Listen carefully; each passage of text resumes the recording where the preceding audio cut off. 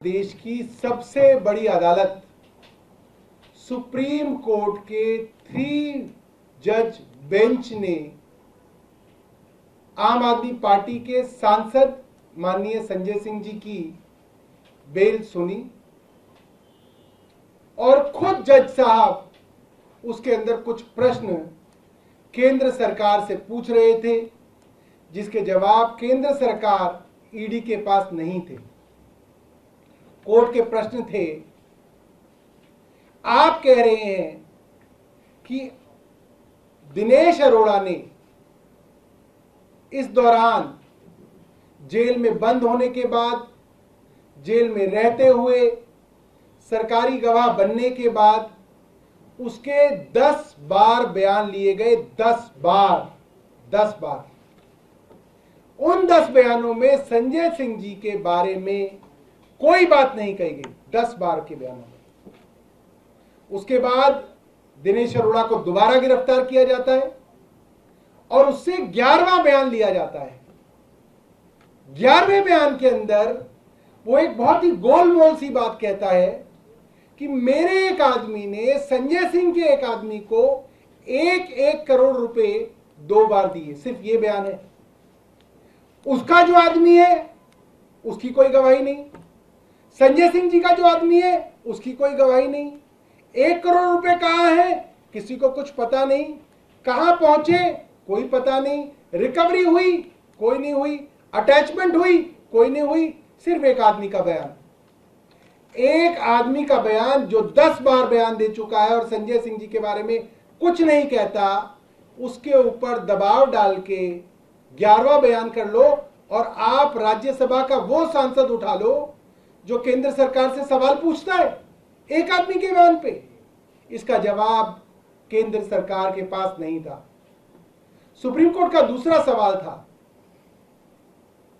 क्या कोई पैसा रिकवर हुआ है, क्या कोई पैसा अटैच किया गया है? जब कोई पैसा रिकवर ही नहीं हुआ, अटैच ही नहीं हुआ, तो पीएमएलए कैसे लगा है? इसका कोई जवाब ईडी के पास नहीं था, केंद्र सरकार के पास नहीं था।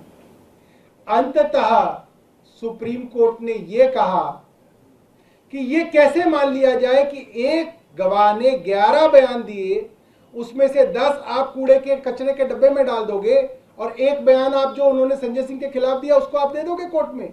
यह कैसे फैसला कर सकते हैं आप? बाकी 10 बयान आपने रिकॉर्ड पे क्यों नहीं डाले हैं? इसका जवाब कुछ केंद्र सरकार के पास नहीं था। यह ठीक वही बात है जो मुख्यमंत्री जी ने राउज एवेन्यू कोर्ट में बोली कि एक आदमी से 7 बार बयान लिए गए हैं। 6 बार उसने कुछ नहीं बोला, आपने उनके बच्चों को जेल में डाल दिया, 6 महीने जेल में सड़ाया, फिर आपने मेरे खिलाफ बयान ले लिया, उस बयान पे आपने गिरफ्तार कर लिया।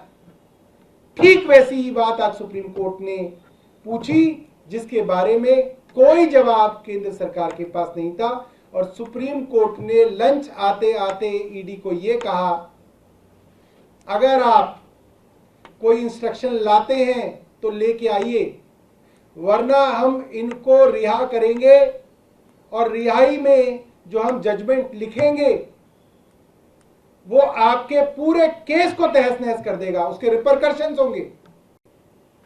और डर के ईडी के पास कोई रास्ता नहीं बचा, बजाय इसके कि संजय सिंह जी को बेल मिल सके। और एक फाइनल बात मैं आपको बता दूं कि जो सेक्शन 45 है पीएमएलए का, जिसकी वजह से अक्सर बेल नहीं मिलती, वो इतना कठिन और क्रूर सेक्शन है। वो सेक्शन में आपको अगर पढ़ के बताऊंगा तो उसके अंदर ये है, the court should be satisfied that the accused is not guilty of the offence. ये ट्विन कंडीशन है।